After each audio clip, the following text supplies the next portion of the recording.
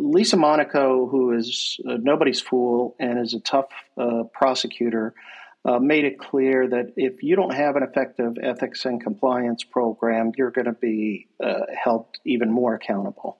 This is Tom Fox. In this episode of the FCPA Compliance Report, I'm joined by Michael Volkov, and we take a look at some of the key highlights in FCPA and compliance from 2021. Our topics include the 3 FCPA enforcement actions with WPP, Deutsche Bank, and Mike Foster Wheeler, Lisa Monaco's speech on FCPA enforcement, and the Biden administration's strategy on countering corruption. I know you'll enjoy this 2021 wrap-up on all things FCPA. The FCPA Compliance Report is a production of the Compliance Podcast Network. Mike, I wanted to start this podcast by asking you and I to maybe reflect on some of the top stories, events, or issues that we saw in 2021. And I think you've been at least thinking about this, maybe looking to write about it. But in reviewing the 2021 year in compliance, obviously we had very few FCPA cases, but that really allowed me to focus on other issues, other speeches, other items that came up. So I ended up concluding that this may be as significant a year as we've had in quite some time. But I just wanted to kind of tick off the 3 FCPA cases because I thought they each had one message that I really think or hope compliance professionals will take to heart going forward. In January, we had Deutsche Bank, and probably all you need to know is they're Donald Trump's bankers or were. But they were a 2-time FCPA recidivist. And they obviously had a culture that did not value compliance. And when we tie that a little bit later into the Lisa Monaco speech, I think culture is going to become a much more important factor for the Department of Justice. The second case was Mike Foster Wheeler. And this literally started with a high-end men's tailor shop in New York. And the screenplay for the fictional movie about this only got better after that. But the thing that struck me about this case, Mike, was something we've touched on over the years, but this was the first case where a company tried to pull out of paying bribes, and the bribe receiver said, oh, no. In fact, you're going to increase my bribe payments. So the bottom line is once they got their hooks into you, they got their hooks into you. And if you pull out, well, they're going to pick up the phone and make a call, and they're going to be the first one in. So once you cross that line, you're sunk and you're hooked. And then we had WPP.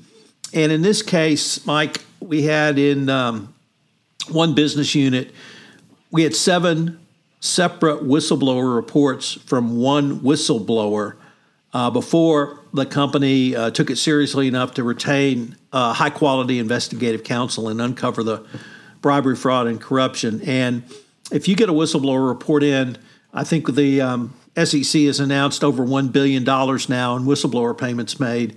And the AML Act of 2020 created additional classes of whistleblowers for other U.S. government agencies.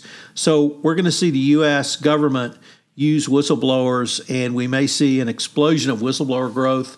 I'm going to tie that into the Biden administration strategy on countering corruption. So those really were the 3 key points I wanted to raise from the FCPA cases. And did you have any other angles on those cases? Well, those cases, I think, underscore what I think is one of the more important underlying themes that you sort of hit on here. CCO and compliance operation backed by internal controls that require their approval or sign off on various actions, and the ability to go to the board directly, obviously. And what we see in all 3 of the cases you pointed out, Tom, was just a complete absence of a culture of compliance where a CCO was given resources, independence, autonomy, and expected to do their job. And I think Lisa Monaco is telling everybody, buckle up. This is going to change.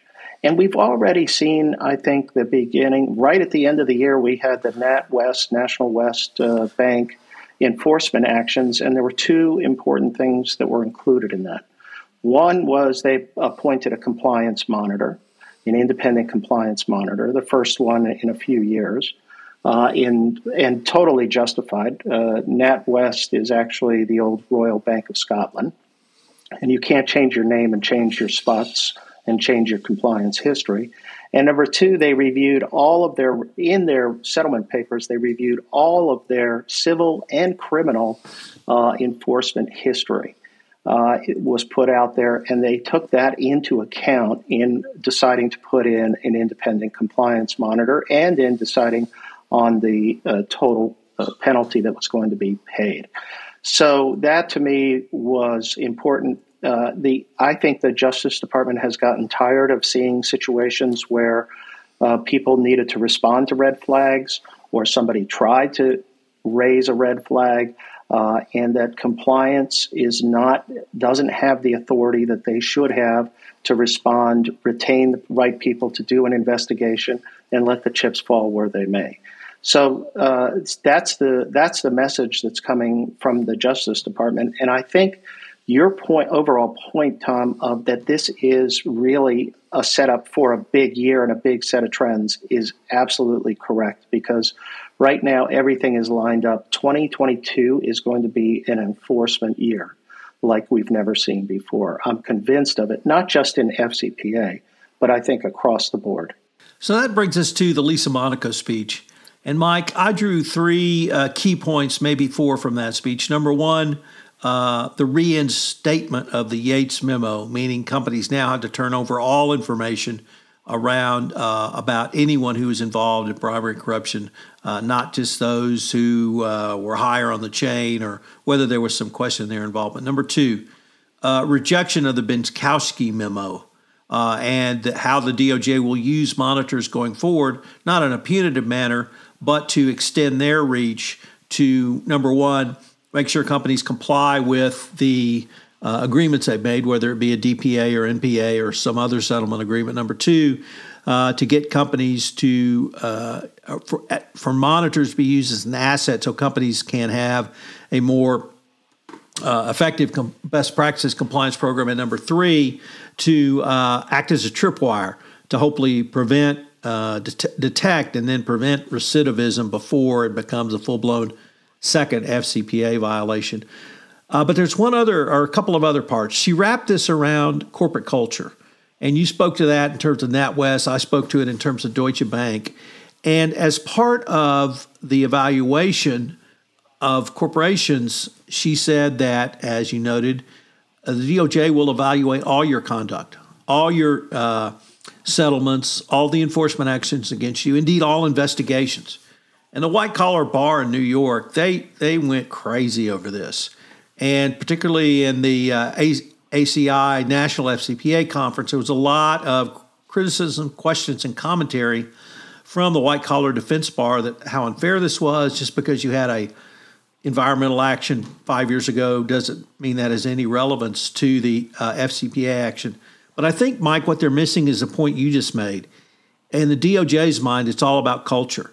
If you've got a culture around environmental compliance, and you're probably going to have a culture around anti-bribery, anti-corruption compliance, and anti-money laundering compliance, and trade sanction compliance, and anti-discrimination compliance, and that if you have the right culture in place, it's going to be looked upon favorably by the Department of Justice. But if you've got a series of, well, we had some anti-competitive behavior, we had some environmental behavior, we've had a few sexual harassment cases and maybe a sexual discrimination case, and but those aren't tied together, and we're not a bad company. I think those days are, if not gone, going out the window. And for me, the more I thought about the Monaco speech, that's the much bigger change, that the DOJ is going to look at your culture and how are you going to assess and measure and then document what you have done for your culture. And I think this is going to make the job of the chief compliance officer much more important going forward. I totally agree, and I think we're getting into what I call the era of accountability, And part of this, Tom, I think dovetails with what we talked about earlier with the ESG movement. Once we start to make ESG a fundamental aspect of corporate operations, that you have to have robust disclosure and you have to address in some way, what will go along with that is accountability. And I think the Justice Department is sensing this need for accountability. And so, for example, I disagree with the New York bar. My only point would be with regard to other enforcement actions is, how is it relevant to this enforcement action? And it could be through the culture. And so that means if you don't have your culture in line, you're first off not going to meet your ESG requirements for governance.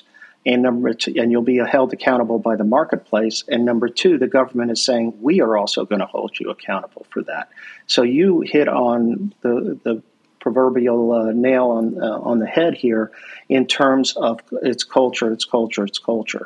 And we'll see where this comes out. But look, how many times did you and I dissect an FCPA case and say, this obviously reflects some fundamental gap at the top, some fundamental gap with the board oversight, some fundamental gap with the culture of the company as set by the CEO or whatever.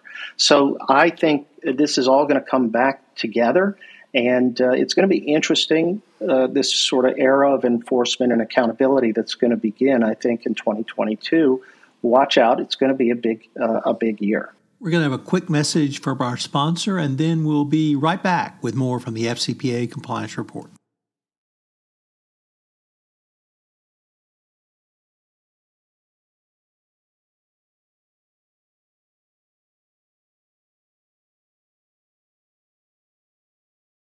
And Mike, at least for my thoughts of 2021, I'd like to end with the Biden administration's strategy on countering corruption.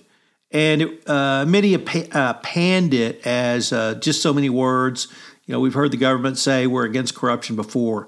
But I thought there were three significant points that I think are going to drive the entire ABC effort going forward. Number one, anti-corruption or the fight against corruption is now a national security issue of the United States. And that leads directly to number two. When an administration decides something's in the national security interest of the United States, the money spigot opens. And there's going to be resources thrown at this that you and I have never seen in our lifetime. And that's going to flow down from the government to the government contractors to the private sector, probably all the way down to people like you and me, because the government's going to demand more technological solutions. The government's going to demand more innovation. Business as usual will not be sufficient. And so I think the resources, and I have no idea which way it's going to go or who's going to be the winner or losers out of this. I just know when the government says, it's important to me, guess what? It gets important. And then really the last thing is, and you talked about accountability, I think the government particularly and specifically called out whistleblowers somewhat based upon the SEC experience, but it expanded out to whistleblowers across the globe and to protecting whistleblowers wherever they may be. In that group of whistleblowers, for the first time, I saw the government talk about journalists and protecting journalists. And so we had a great example of Frances Haugen, who was a whistleblower involving Facebook. She went to the Wall Street Journal, and then she was on 60 Minutes. And so before she testified before Congress, I assume she went to the SEC or appropriate agency beforehand, but that's just an assumption. I don't know that. And so now we have whistleblowers going to the fourth estate, but we also have journalists breaking accountability stories, the Pandora Papers, the Paradise Papers, the Panama Papers. That was all journalists.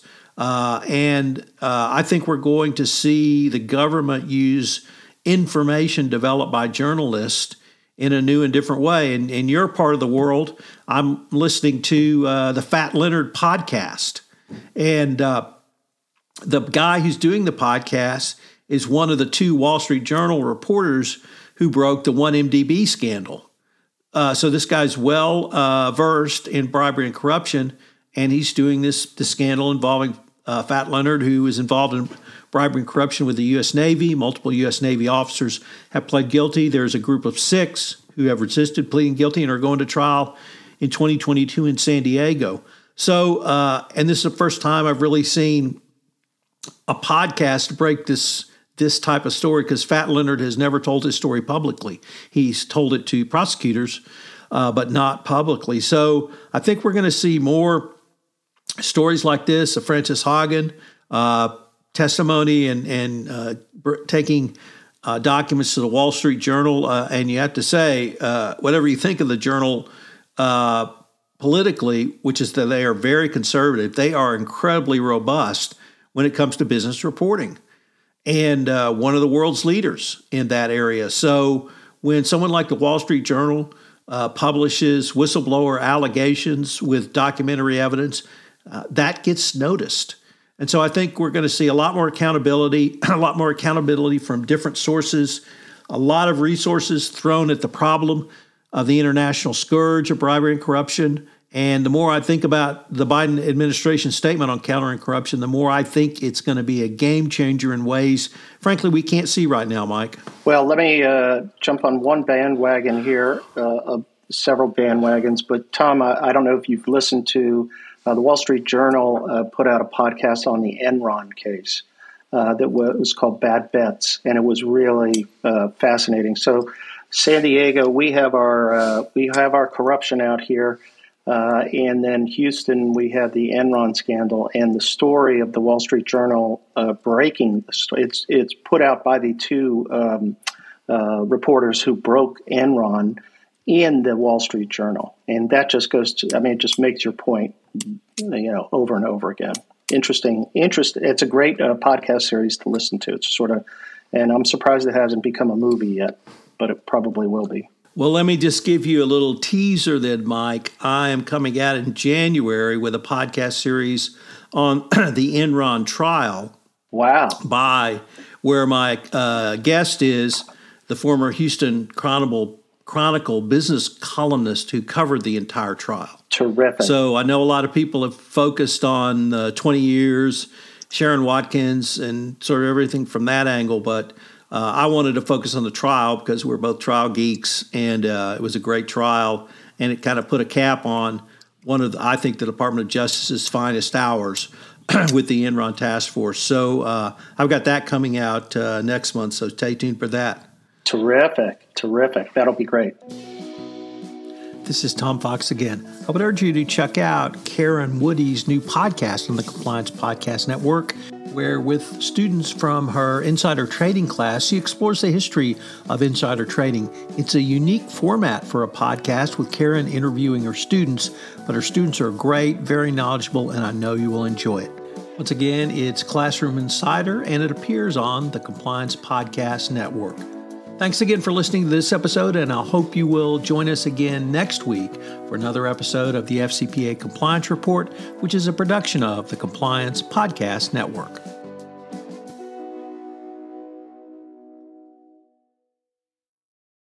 This podcast is a part of the C-Suite Radio Network. For more top business podcasts, visit c-suiteradio.com.